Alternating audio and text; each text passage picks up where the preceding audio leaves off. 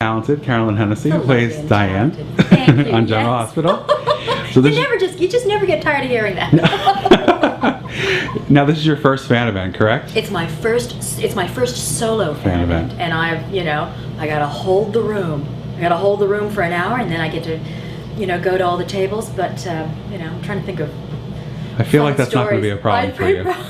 It probably won't be. I'm so excited though. Good, that's great. Now, do you look forward, not more so, but is it easier and better for you to do the solo one-on-ones because you get more interaction, just you and the fans? We're gonna find out. We're gonna find out. I think it probably will be. Although my first one was with Dirk Cheatwood, and he and I work so well together. I think we work so well together on screen, and we just have a blast off screen.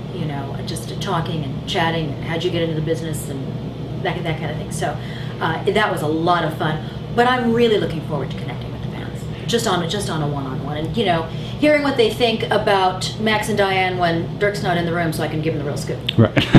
There you go. And so I hear you had an interesting flight in. Yes, I did. On the first leg, LAX to Denver, I sat next to a woman who was extraordinarily well educated in the Bible. Interesting. Who has been studying it since she was 5 and has memorized it. Memorized Old and New Testament, and has basically told me everything that's going to happen, and I'm in big trouble. Well, I'm in big trouble. She is not in big trouble. She and her family, they are not in. They're going to be fine. But I, and probably everyone I know, is in big trouble. And then Denver to Boston, I had the great joy of sitting next to a young man named Ethan, and he is a freelance writer for the Boston Globe and the New York Times, and he's working on a wonderful book, a fantasy book, but he's also a freelance book reviewer. And so naturally, of course, I handed him my card and said, I have a book series that you will be reviewing. Great. And why don't you tell us about that book series? The Pandora Mythic Misadventures series.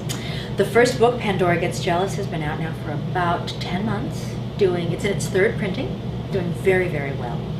And the second book, Pandora Gets Vain, has just come out. It's been out for about 6 weeks. Again, if you go on barnesandnoble.com, if you go on amazon.com, the reviews are just, the consumer reviews are just stellar.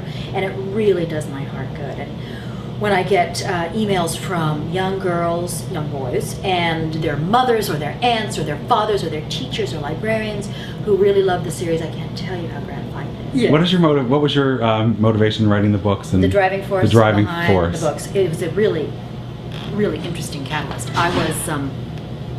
I was in a writing workshop, and I'd been in this writing workshop for maybe 2 years. And I hadn't really done anything. I was kind of noodling around. I was very much a dilettante in the class.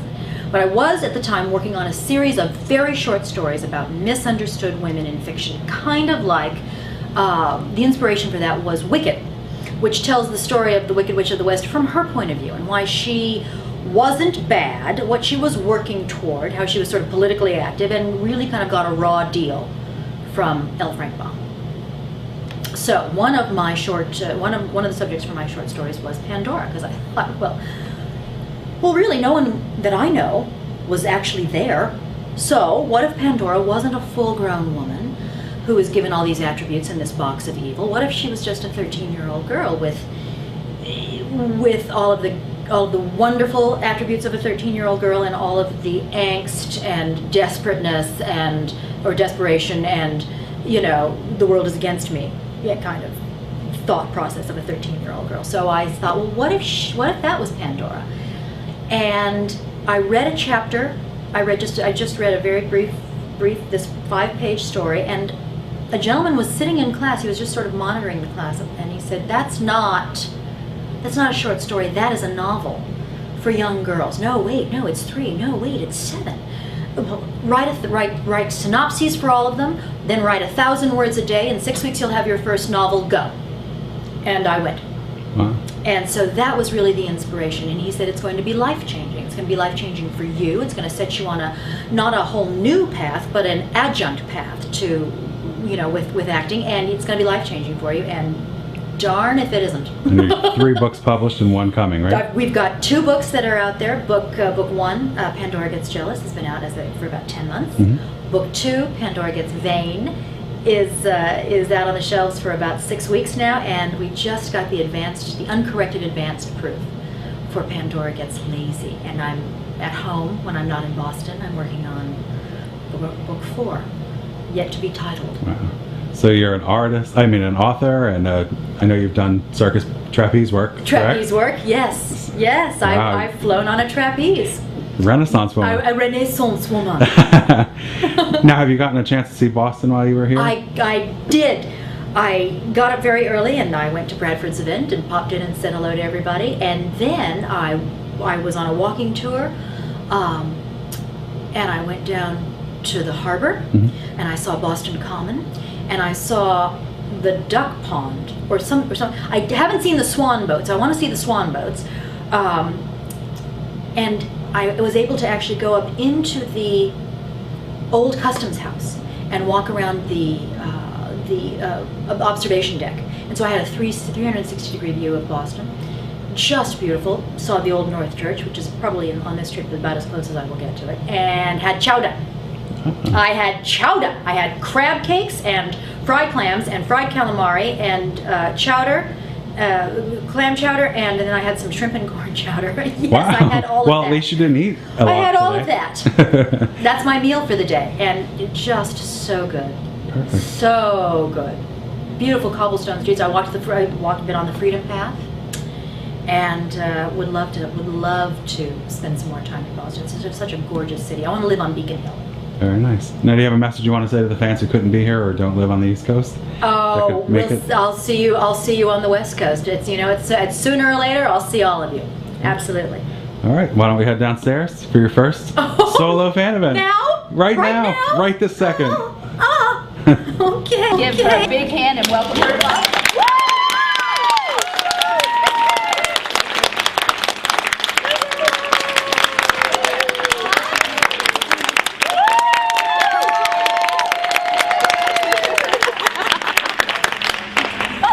This is so much fun.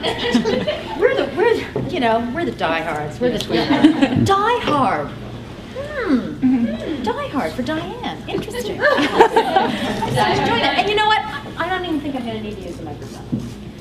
I don't think I will. Now, I'm not Sebastian Roche. And I don't look as good with my shirt off. I just don't. Huh? I said it depends on who you It depends on who you ask. Exactly. My husband would probably. I hope my husband. I hope my husband has never seen Sebastian Roche with that.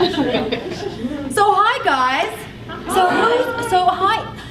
I just want you to see something. Yeah, I just want you to see something. I noticed that. Okay. Okay. And I have worn this. I wore this. My dear Shelley gave me this. And I wore this into I wore it to like several auditions the other day. Oh, let's hope it brings you luck. Well, okay. Hey, Guza. Hey, look what I'm wearing. Hey. So, hi guys. Okay, so who's been here who's been here all day? Get out. Okay, so you know that I've eaten chowder. Yes. Yes. I walked around. I walked up Boston Common. I haven't seen the swan boats, but I want to see the swan boats, and I've decided I'm going to live here. Excellent. So there you go. On Beacon Hill. On Beacon Hill. I'm going to live on Beacon Hill. Something with cobblestones in front. That's what I'm going to do. So. Not with those boots. Not with these. Not with those boots. Exactly. No. In fact, I brought these actually just to sort of have some high heels at the event, but my cowboy boots. I think I'm going to walk around in my cowboy boots. So who's got questions? Who wants to know what? What's going on? What's anything? Say, huh? How are Max's abs? Well, Diane. Diane thinks that they are pretty much, yeah, exactly. It's a 13, 14 pack. Yeah, exactly. He's just amazing. He's such a teddy bear. He's such a phenomenal, wonderful teddy bear. And he's so handsome in person, but he's just sort of big and cuddly, But he's Sonny's bodyguard, so of course he's going to have to be kind of, big and built. But I like to think that what Diane has scene of Max is right there. Apparently, Dirk tells a story about our first kiss. Have you guys heard this story? Yes. No. Well, he's this is what I've heard. Yeah, okay, and you can correct me if I'm wrong. That he was trying to calm me down or something like that, and that I wore cinnamon flavored lip gloss. Is that what he said? Yeah. I would never wear cinnamon flavored lip gloss. I think it would burn my lips for one thing. And what I did say to him was, I said, if you're not careful, I will eat Swiss cheese. I will eat Swiss cheese before I, it's like if you're not, or a camembert or blue cheese or something like that. You know, it's like, take care of me or I will eat Swiss cheese before I kiss you. So it was like, there was no cinnamon lip gloss. What I do remember is him sweating profusely. And I kept going, hey, we're gonna have fun. And this was the big, this was after the drunk scene, in the Metro Court, after he and I just got completely toasted and we were having our own conversations, right? And then we'd go up and do the whole Mrs. Robinson kind of thing, which, by the way, was my idea. Yeah, it was my idea. I said, you're going to have a slightly older woman and a slightly younger man, and in this hotel room, I said, you gotta have a shot under the leg. I said, you got to do it like Anne Bancroft and Dustin Hoffman in The Graduate. And fortunately, yes, get it, shut up. Hello, Boston. Very classy. And oh well, there I go. But anyway, so and they did. They shot it. They shot it under the leg, which was really fun. But I do remember for that first big kissing scene with Dirk and I kissing. He was very, very nervous. Carrie, your wife will understand. Carrie will understand. And I was going, high five. He kept going, high five, high five. It's like, yes, high five, high five, high five. So that's Max's abs. I think they're pretty great. Dirk, well, you know who's really got the body is Dirk's brother, Drew.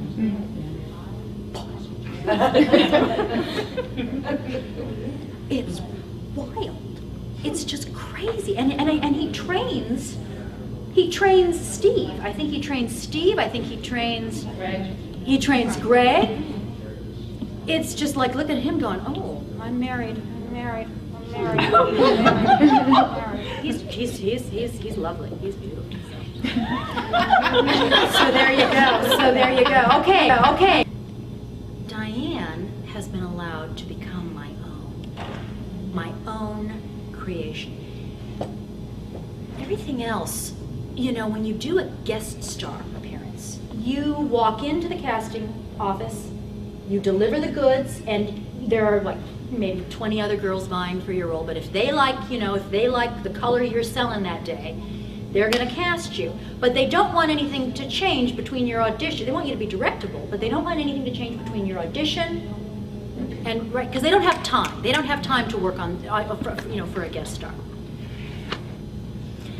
So you go in and they pretty much know the kind of goods you're going to deliver. With Diane, Diane didn't start out to be the way Diane is now. She was straight-laced, deliver the information, deliver the goods, get out. And now, having been on, coming up, we're at like a year and 9 months, Diane has become, I think, the most favorite character, first of all, that I think is on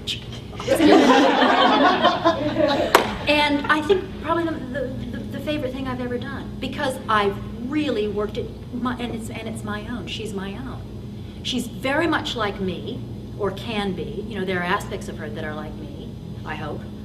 And she gets to tell everybody off. She gets to say what everybody is thinking. She gets to say what everyone's thinking, and is screaming at the television, but can't say. And I get to do it. And the humor that the Fifth Floor, the producers, have allowed me to infuse in Diane, and have allowed me to express with Alexis, with Max, with Sonny. I was watching something the other day where I said, if you could just for a moment pull your head out of your, and Sonny's going, yeah. And Maurice doesn't get to do that a lot. like self-infused fog or whatever it was. That's fun. That's just tremendous fun.